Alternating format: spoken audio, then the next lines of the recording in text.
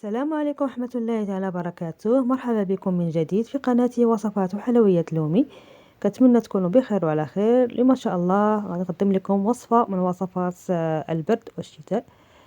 وصفة مغربية غنية عن التعريف. هي بصارة بالفول اليابس والجلبانة اليابسة على الطريقة ديالي وكيفية التحضير ديالها، وتحت طلب العديد من الاخوات طلبوني باش ننزل لهم هذا الفيديو. كنتمنى تابعوا الفيديو من الاول حتى الاخير باش تعرفوا على طريقة التحضير، وكنتمنى لكم فرجة ممتعة. بالنسبة لطريقة تحضير البصلة المغربية، غنحتاج هنايا عندي الفول اليابس وعندي جلبانة اليابسة و3 فصوص ديال الثوم. عندي هنايا رابعة ديال الفول يابس وعندي رابعة ديال الجلبانة يابسة. انا كنخلطهم باش كيعطوني نكهة زوينة. هنايا كنغلب شوية الجلبانة على الفول باش كتعطي النكهة احسن. وعندي هنايا الماء.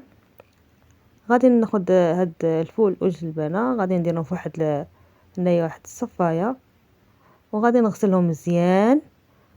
من بعد غادي نديرهم في اناء، وغادي نضيف عليهم الماء، ونضيف معهم شويه ديال الملحه، وغادي نردهم على عافيه مهيله طيب على خاطرها. مره تنبدا نستمروا في التحريك حتى نحسوا بداك الفول والجبن بانهم طابوا وكتشرب لنا داك الماء، وصافي كنطفيو عليها. هنايا بعد ما طابت صافي انا طفيت عليها كتعقد لنا شويه، صافي كنخليها كتبرد شويه. كنديرها هنايا في واحد الخلاط الكهربائي باش غادي نطحنوها.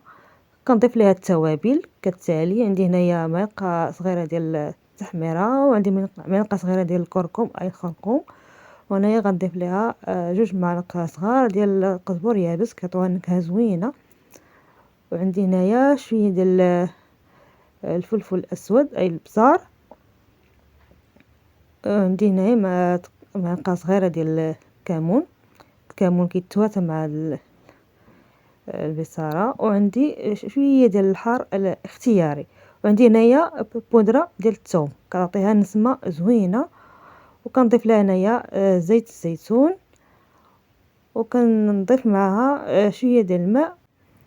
صافي كنضيف لها هنايا الماء وكنخدموا الخلاط وكنخليوها كطحن مزيان. مره كنشوف لقيناها عاقده كنضيفوا لها الماء ونخليوها تطحن مزيان.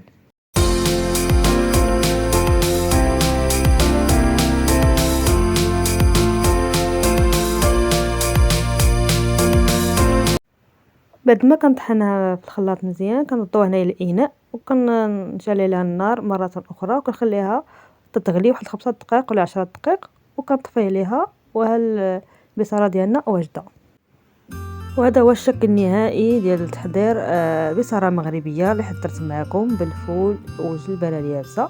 كنتمنى تنال الاعجاب ديالكم وتجربوها على الطريقه ديالي، واكيد غادي تعجبكم. اللي ما عمره ما مكلاها غادي يتعمد ياكلها بهذه الطريقه.